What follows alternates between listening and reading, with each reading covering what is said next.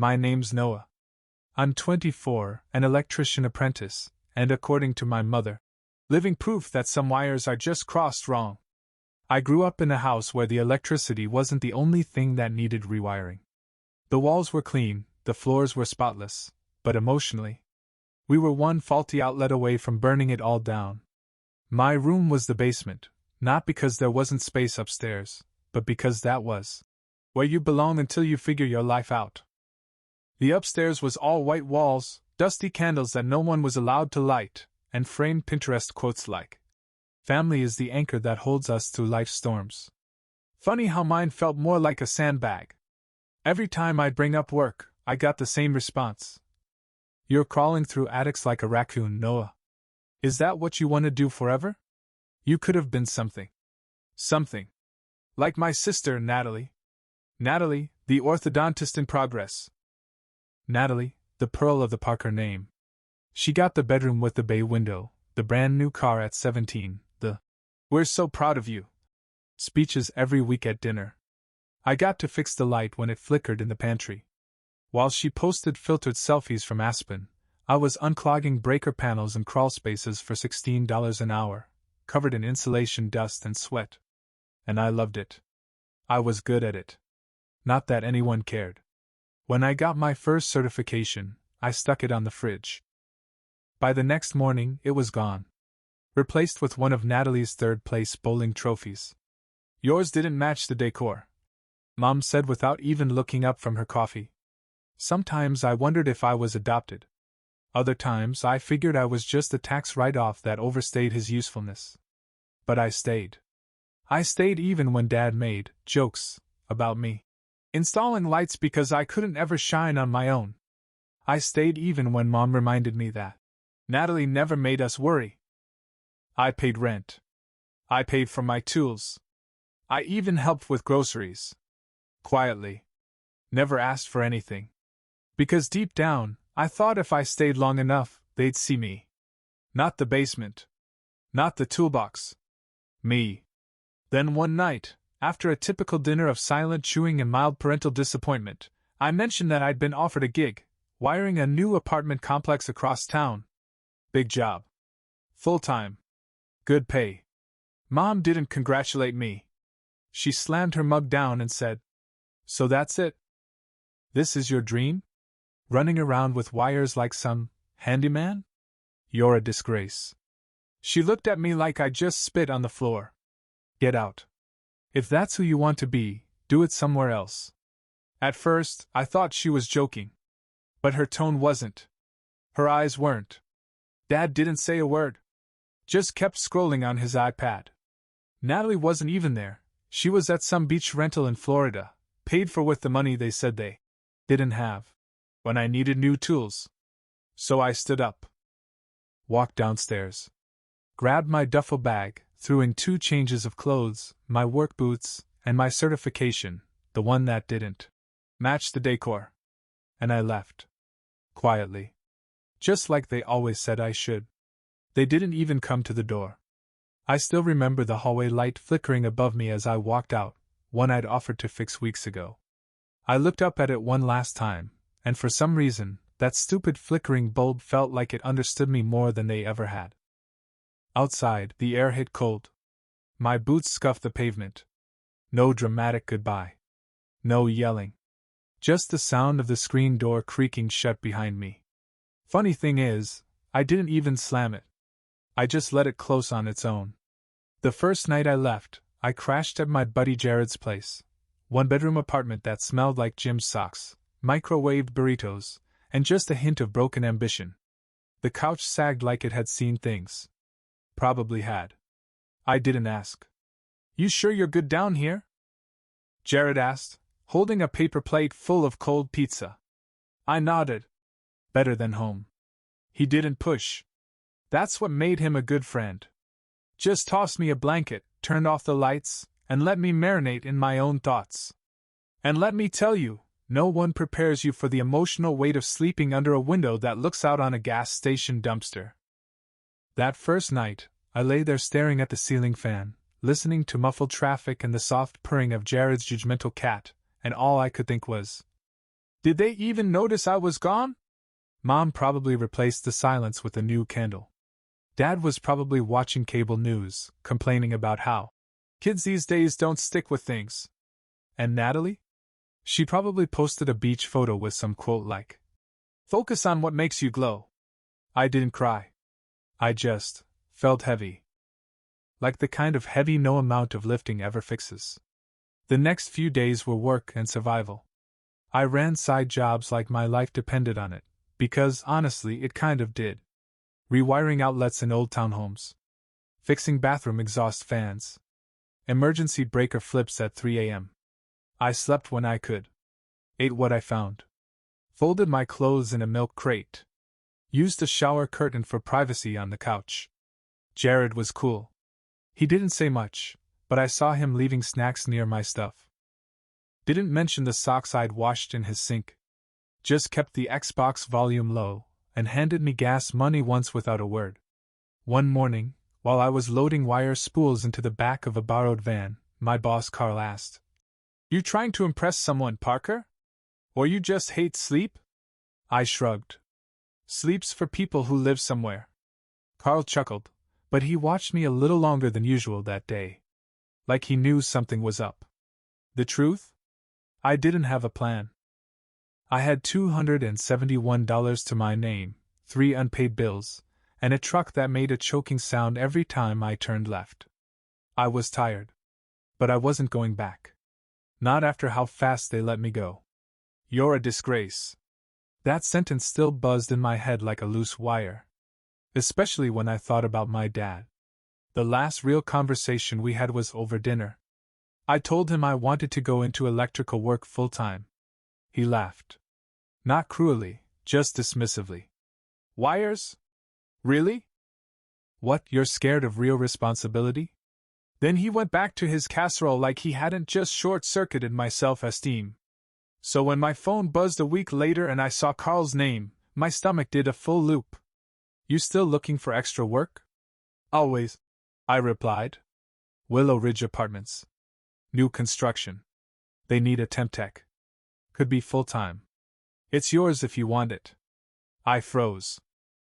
The Willow Ridge project wasn't just a job, it was the kind of contract electricians dream about. I'd driven past the site before, looked at the scaffolding and wondered what kind of crew got tapped for something like that. "I'm in," I texted back before I could even think about it. Carl replied with an address, a time, and a short, "Don't be late." I stood in Jared's kitchen, staring at the screen, phone in one hand, gas station burrito in the other. Jared walked in and blinked at me. "You okay?" "I think I just leveled up." That night, I'd borrowed $12 from Jared's laundry fund, left a note on top that said, "Buying gas and dignity. We'll repay with both." At 6 a.m. sharp, I was behind the wheel. My truck groaned like it was being punished, but it moved. As I pulled onto the highway, I passed a massive sign outside the site. "Willow Ridge, built for the future." I didn't know it yet, but that job? It was going to rewire my whole life. Willow Ridge was massive. 10 buildings, 3 floors each, all skeletal steel, yellow caution tape, and fresh concrete when I showed up. The kind of job site that smelled like sawdust, burnt coffee, and grown men pretending not to cry when their knees popped. Carl waved me in like I was late for church. "Parker! You still remember how to hold a screwdriver, or do I need to send you back to rewiring Grandma's porch lights?" "I've evolved," I said. "Now I also wire rich people's wine fridges." He smirked and tossed me a hard hat. "Dave's crew. Apartment 304A. Go make magic." Dave was gruff, gray-bearded, and built like a human drywall anchor. I thought he hated me at first, until I coiled up a 75-foot run of Romex cable before lunch and he said, "Not bad." Which, from Dave, was basically a standing ovation. We worked 10-hour days, 6 days a week. I rarely checked my phone. No texts, no missed calls, not even a sarcastic meme from Natalie. Just silence, the kind that no longer hurt, but hummed like an empty wire. Back home, I imagined my name wasn't mentioned. Maybe Mom was telling people I'd moved for work. Maybe Dad was too busy watching cable news and muttering about inflation to realize I hadn't been by in weeks. Natalie, for all her dentist-in-training glory, probably hadn't noticed at all. She was still deep in planning her engagement party. Meanwhile, I was planning my escape, quietly, one breaker at a time. 3 weeks in, after fixing up panel mislabeling and saving the crew from frying a $12,000 HVAC unit, Carl pulled me aside while I was eating a peanut butter sandwich behind a stack of drywall. "You want to make this permanent?" he asked, leaning against a crate of junction boxes. "Seriously?" He nodded. "I need someone dependable. Someone who shows up, works hard, doesn't whine. You're not perfect, but you get it done. That matters more than degrees or shiny resumes." He handed me a folded slip of paper. I opened it. My rate bumped by almost $5 an hour. It hit me harder than I expected. Like the world had quietly said, "Yeah, you're allowed here." I went home to Jared's that night, sat on the couch, still warm from his cat, and stared at the number on that slip like it was proof of life. The next morning, I put down a deposit on a studio apartment on the edge of town. Month to month. 1 room. No stove, no bed frame, just 4 walls, a ceiling fan, and a carpet that looked like it had survived a crime scene. But it was mine. I used a milk crate for a nightstand, ate spaghetti from a plastic bowl, and plugged in a single lamp that buzzed when you turned it too fast. That night, I sat on the floor with a sandwich, my tools, and a small framed certificate, the same one Mom took off the fridge. I hung it crooked on purpose. Didn't match the decor? Perfect. Meanwhile, in the Parker house, the silence was starting to shift. Mom was on her 3rd call with the utility company that week. She said something about confusing statements and must be a clerical error. Dad waved it off between bites of toast, mumbling, "They always do this around tax season." But the bills didn't lie. And Natalie? She was the first to say something. "Did you pay the gas bill?" she asked, hovering in the kitchen while Mom filed through a stack of unopened mail. "I'm handling it," Mom snapped, eyes tired, makeup half done. Natalie crossed her arms. "You always said Noah was the one who didn't have his life together." Mom didn't reply. She just slammed the drawer shut. Because for the first time in years, Noah wasn't the problem. He was gone. And the lights were starting to flicker. 2 months in, I finally felt like a human being. I had a mattress. A cheap one, yeah, with a spring that poked me every time I shifted left, but it was mine. No more couch backaches or waking up to Jared's cat licking my forehead. I bought it off a guy on Facebook who threw in a mini fridge. "Because you look tired, man." That fridge became my kitchen. My routine was solid. Wake up, drink the saddest instant coffee known to mankind, drive 40 minutes to Willow Ridge while dodging potholes large enough to claim small children, wire apartments until my hands cramped, eat microwaved spaghetti, sleep. Repeat. The best part? I was invisible to my family. No guilt texts. No passive-aggressive holiday invitations. No. "Can you stop by and check the panel?" Just peace. Until it broke. The first crack came via voicemail. Unfamiliar number, robotic transcription. "Hi, this is Carol from Monroe County Electric." I didn't even finish reading. Delete. Then a text from one of my old neighbors. "Yo, your mom okay? Saw her yelling at some utility guy in a van. Look serious." That one made my stomach twist. Out of curiosity, I searched the public utility notice board. My parents' address popped up in bold. Disconnection notice filed. 3 months unpaid. Foreclosure pending. I stared at the screen for a while. Not angry. Not smug. Just stunned. All those years I'd quietly covered bills, juggled expenses, fixed lights, kept them from even realizing how fragile things were, and now, without me? The whole place was short-circuiting. I could hear my mom's voice in my head. "Why is it so hard to keep this house running?" Simple. Because you kicked out the guy who ran it. The next week, the calls started. First Natalie. Straight to voicemail. Then Mom, 3 times in a row. Then a text. Things are a bit crazy here. Hope you're well. We'd love to talk. No apology. No. We miss you. Just diplomacy. Like I was a client they'd forgotten to invoice. I powered my phone off. The next morning, Carl called me into the trailer. Got something for you, he said, handing me a clipboard. It was a contract. 3-month extension. Pay raise. Company gas card. You've been solid, Parker, he said, wiping drywall dust off his vest. Quiet. Reliable. Zero drama. I wish I had 10 more like you. I stared at the paper. It felt like something I wasn't supposed to have, like success had accidentally mailed itself to the wrong guy. But Carl didn't look confused. He looked certain. You earned it, he said, like he was reading my mind. I nodded, biting my cheek. Thanks. Seriously. He clapped my shoulder once, hard enough to knock the air out of me. You've got a future in this, Noah. You're not just good with wires. You've got backbone. It hit me harder than I wanted it to. Meanwhile, across town, things were frying. Mom had tried baking banana bread for the power guy, again, but he just handed her the final notice and left. Dad was on his 3rd speakerphone call, yelling at the bank and blaming interest rates and corrupt systems. Natalie was pacing the hallway, voice rising. Maybe if you hadn't kicked out the only person who actually paid things. I'm not having this conversation again. Mom snapped. Well, we're having it now, Natalie fired back. Because I have an engagement party in 2 weeks, and I'm not lighting candles in the dark like we live in a cave. The fridge hummed, then died.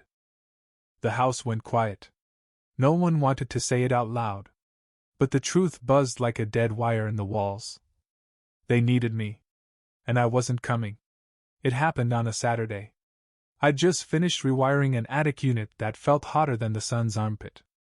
Came home, tossed my boots off, flopped on the mattress, and let out a groan that sounded like it came from deep inside my soul. I had one sock on. Microwave burrito in hand. AC on low.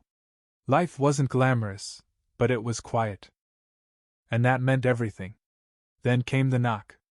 Not a friendly tap. Not a delivery guy. This was the kind of knock that carried stress. Like someone was standing outside with a clipboard and emotional baggage. I peeked through the tiny peephole and froze. My parents. Mom in full panic mode, wrinkled blouse, smeared mascara, hair puffed like she'd argued with the ceiling fan. Dad was behind her, trying to look composed and failing. His arms were crossed, but he shifted on his feet like he wasn't used to being ignored. I opened the door slowly. Noah, Mom breathed, like my name was air she hadn't had in weeks. I didn't speak. Didn't move. Just let the moment hang. Then I stepped back, silently inviting them in. They looked around my place, my tiny, hand-wired studio. One lamp. One folding chair. A mini fridge that wheezed when it ran. Certificate above the outlet. Everything clean, basic, and earned. Mom wrung her hands. We need your help. Of course you do. We fell behind. On a few things, she continued, voice cracking. Mortgage, power, the car got towed last night. Dad added. They're saying foreclosure. I leaned against the counter, arms folded. You screamed at me, I said quietly. Told me I was a disgrace. Mom flinched. I didn't mean it. We were just under so much pressure. I lived in your basement. Paid rent. Covered the internet bill. Fixed everything from the dishwasher to the HVAC unit. Quietly. You never noticed. You only noticed when I left. Her eyes welled up. You were always so capable. I think we took that for granted. I didn't reply. But I remembered. How I used to reset the circuit breaker when the oven tripped it. How I'd replace light bulbs before they even knew they'd burned out. How I paid the overdue gas bill once just so Natalie wouldn't freeze during her senior year finals, and never told anyone. Dad cleared his throat. Look. Maybe we all said things we regret. But right now we're in trouble. You've got a job, stability. Surely you could help. Just until we catch up. There it was again. That old family logic. You don't matter until you're useful. We thought maybe you could call the utility company again, Mom added. Or float a month or two on the mortgage? I didn't answer right away. I walked to the fridge, pulled out 2 cold water bottles, set them gently on the counter. It's hot out. Take these. Mom's face fell. That's it. That's all I'm offering. Dad's jaw clenched. Is this how you treat your family? I looked at him. Calm. Collected. This is how I treat people who only remember I exist when their house starts falling apart. Mom whispered. We just thought. I know what you thought. And I'm not angry.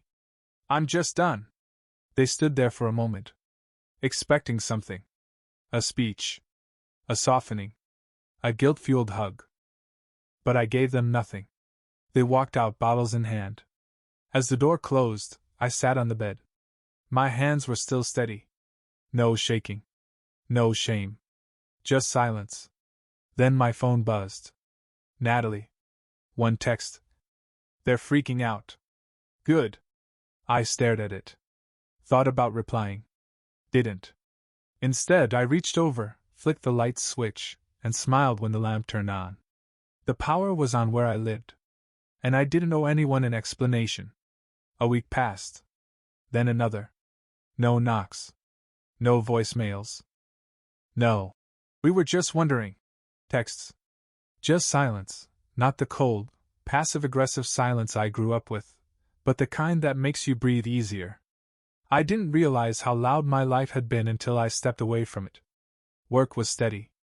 Willow Ridge wrapped up. Carl handed me a sealed envelope with a prepaid Visa card and a note that just said, "For someone who actually gives a damn." I laughed. Taped the note to my fridge, right next to the wiring diagram I'd stopped needing months ago. Then came the call. A downtown property manager. High-end condos. Carl had dropped my name. He said, "You're the guy," the voice said. "We're looking for someone reliable who shows up, doesn't whine, and gets it done." I didn't even hesitate. I'm in. I spent that Saturday deep cleaning the apartment. My apartment. Mine. I reorganized my tools. Bought a new toolbox with my initials on it. It cost more than I should have spent, but I didn't care. I'd never owned anything that felt like it had weight. Something that told the world I built this. On Sunday, I actually cooked dinner, not microwaved, not handed to me through a drive-through window. Chicken, roasted potatoes, broccoli. It tasted better than it probably was. I think peace does that. I sat down in front of the TV with my plate and flipped on the local news. And then I saw it. My childhood home. On fire? No. Worse. On the foreclosure segment. There it was, yellow tape on the porch, a battered asset recovery van in the driveway. Our old mailbox, dented and leaning sideways. A reporter stood near the curb while neighbors awkwardly watched. Officials confirmed the Parker property has been seized after multiple defaulted payments and code violations. I muted it. Didn't need their commentary. I already knew the ending. But I kept staring at the screen. Couldn't look away. My eyes landed on the porch swing. I hadn't thought about that thing in years. I used to fix the chains when they squeaked. I was 12. Dad handed me a can of WD-40 and said, "You may not be college material, but at least you're good with your hands." Back then, I thought it was a compliment. Now, it sounded like a warning. They didn't see my work. They just saw what they could take. And when the work stopped, so did I, at least in their eyes. I remembered replacing light switches at 16 because Dad didn't trust random electricians. I remembered the quiet relief in Mom's voice when I told her the internet bill was already covered. I remembered standing in the freezing crawl space with a flashlight between my teeth, patching up a busted pipe while they slept. They never thanked me. But they always expected me. Until they didn't. Until I was gone, and the house fell apart. My phone buzzed.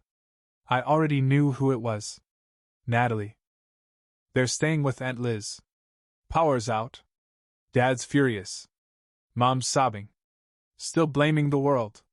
Then another message. They act like you abandoned them. Like they didn't tell you to leave. I didn't respond right away. I just looked around.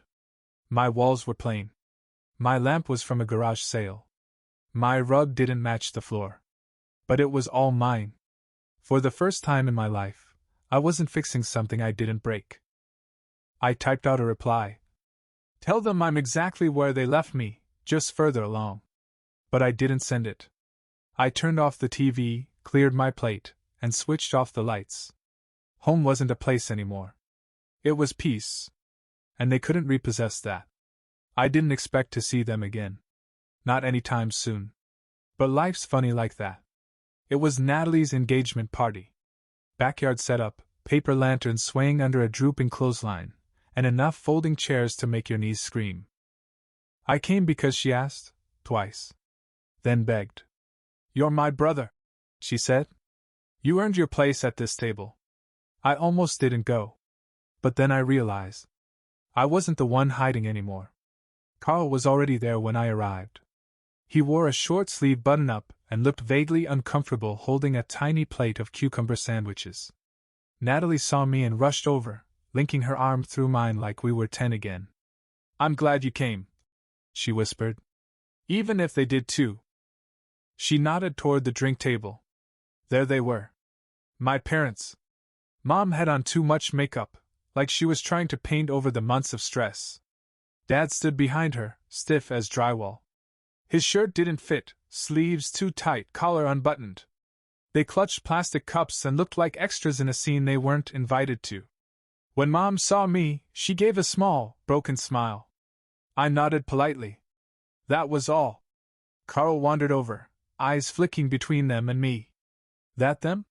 Yep. He let out a long breath. Man. They look rough. I shrugged. Life without free labor's tough. He laughed, then paused. You good? I nodded. Better than I've ever been. We stood together while guests made small talk and complimented the ring. Carl handed me a beer, and someone turned on music from a Bluetooth speaker that kept cutting in and out. Then Natalie clinked her glass. I just want to thank everyone for being here tonight, especially my big brother. He's been through hell and back, and somehow still showed up for me. Carl raised his glass and added, to Noah, the guy who rebuilt everything, even when no one noticed. There were claps. Cheers. Someone shouted. Heck yeah. My parents didn't clap. They didn't move. But they were watching. After the toast, I headed toward the snacks. I wasn't even hungry, just wanted air. And that's when Mom appeared, like she'd been waiting for a gap in the crowd. You look healthy, she said. I bit into a baby carrot. Thanks. This is a nice party. Natalie's really grown up. She has.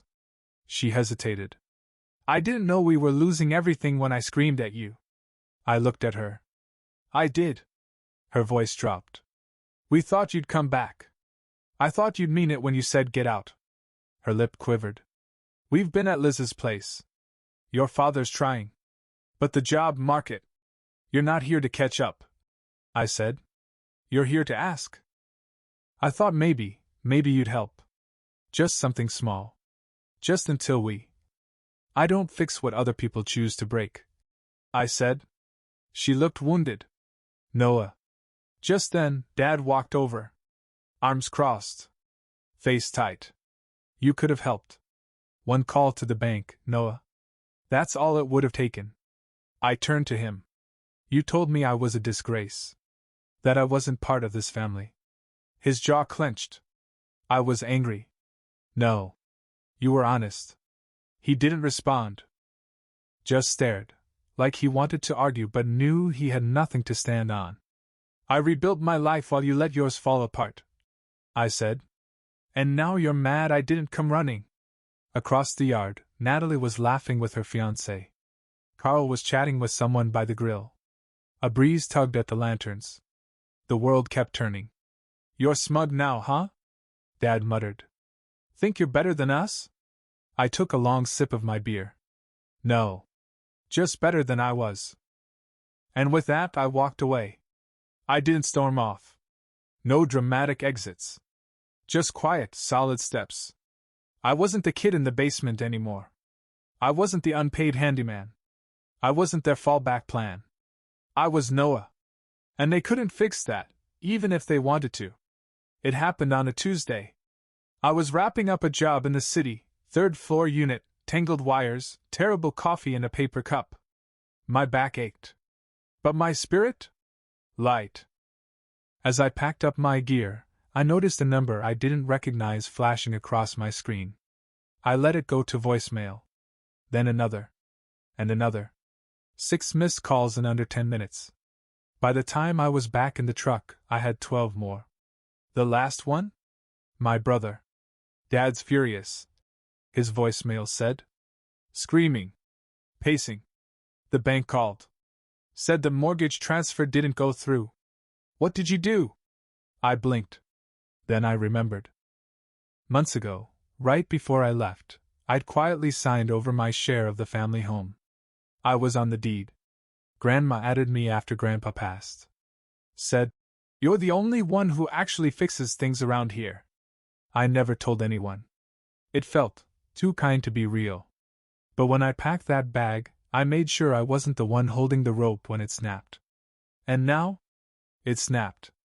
I scrolled through the voicemails. Mom sobbing. Dad yelling. My brother panicked. They hadn't asked who signed the bank notice. They assumed it was Dad. It wasn't. I pulled over. Sat in a Wendy's parking lot, staring at the flood of missed calls. Then I typed one message, calm, short, unbothered. Because I'm gone. I hit send. Put the phone down. 5 minutes later, 12 new calls. 10 minutes, 21 more. I didn't answer. I didn't need to. The house was in default, and without my signature, there'd be no bailouts. No miracles. No Noah to crawl under the sink and patch the cracks they'd built with years of shouting, shoving, and shame. Natalie texted later. They're spiraling. Dad said you took everything. I replied. No. I took me. The rest broke on its own. I put the phone on silent, turned up the radio, and drove.